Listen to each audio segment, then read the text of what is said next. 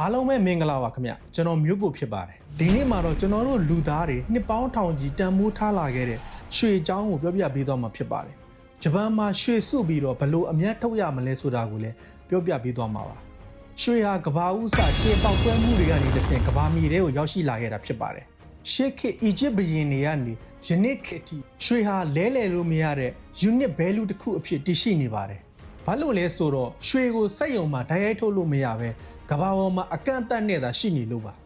ရွှေရဲ့တန်ဖိုးကဘလောက်ကြီးမားသလဲဆိုရင်လူသားတွေဟာရွှေကိုပိုင်ဆိုင်ရဖို့အတွက်စစ်ပွဲတွေကိုတောင်ဆင်နွှဲခဲ့ကြပါတယ်အထင်ရှားဆုံးတစ်ခုကတော့1896ခုနှစ်တဘိုးဝါစစ်ပွဲပဲဖြစ်ပါတယ်အဲ့ဒီတုန်းကတောင်အာဖရိကမှာကမ္ဘာအကြီးဆုံးရွှေရင်းကြီးတွေကိုတွေ့ရှိခဲ့ပါတယ်ဒါကိုအင်္ဂလိပ် British Empire ကလိုချင်တက်မဲ့ခဲ့လို့ဒေသခံတွေနဲ့စစ်ပွဲအကြီးကျယ်ဖြစ်ခဲ့တာပါ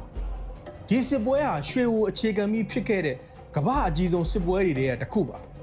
လူပေါင်းများစွာတည်ဆုံးခဲ့ရပေမဲ့ရွှေရဲ့တန်ဖိုးကဘယ်တော့မှကျဆင်းမသွားခဲ့ပါဘူးဒါဟာရွှေဟာနိုင်ငံတစ်ခုရဲ့အာဏာနဲ့ကြွယ်ဝမှုကိုကိုစားပြုတယ်ဆိုတာသက်သေပြနေတာပါပဲဂျပန်ရောက်မြန်မာတွေဘာဖြစ်လို့ရွှေစုဖို့ကျွန်တော်တိုက်တွန်းနေရတာလဲဂျပန်ရောက်မြန်မာတွေအနေနဲ့ပတ်စံကိုရမ်းငွေအတိုင်းပဲဘဏ်ထဲမှာစုထားမယ်အစားရွှေဖြစ်ဘာလို့ပြောင်းလဲသင့်တာလဲအဓိကကတော့ inflation လို့ခေါ်တဲ့ငွေကြေးဖောင်းပွားမှုဒဏ်ကိုကာကွယ်ဖို့ပါရန်ငွေတန်မိုးကျဆင်းလာတဲ့အခါရွှေဈေးကတော့တက်လာလေးရှိပါတယ်ကျွန်တော်ရဲ့ကိုယ်ရွေးအတွေ့အကြုံနဲ့အမျက်ဆုံးတစ်ခုဖော်ပြပေးခြင်းပါတယ်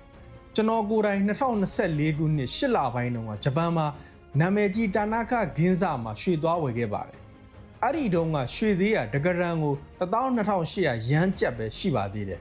ဒါပေမဲ့2025ခုနှစ်4လပိုင်းရောက်တော့ကျွန်တော်ပြန်ရောင်းတဲ့အခါကျွန်တော်အနေနဲ့အမြတ်ငွေ16000ကျော်ရန်ကိုရရှိခဲ့ပါတယ်ဒီကာလဟာ6လဝန်းကျင်ပဲကြာမြင့်ခဲ့တာဖြစ်ပါတယ်ရွှေနဲ့ပတ်သက်ပြီးဂျပန်ဆိုးရရဲ့ policy တချို့ကိုကျွန်တော်ဖော်ပြပေးခြင်းပါတယ်ကျွန်တော်တာနာခဂင်းဇမှာဝယ်တာကသူကကဘာကအတိမတ်ပြုတဲ့ London Goods Delivery အဆင့်ရှိလို့ပါဂျပန်အစိုးရရဲ့ policy အရရွှေပြန်ရောင်းတဲ့အခါရန်1050အောက်အမြတ်ရမယ်ဆိုလို့ရှိရင် test ခွန်ပေးစရာမလိုတဲ့အားတာချက်လည်းရှိပါတယ်ခင်ဗျဟုတ်ကဲ့ပါကျွန်တော်ညီအောင်ချုပ်ချင်ပါတယ်ခင်ဗျ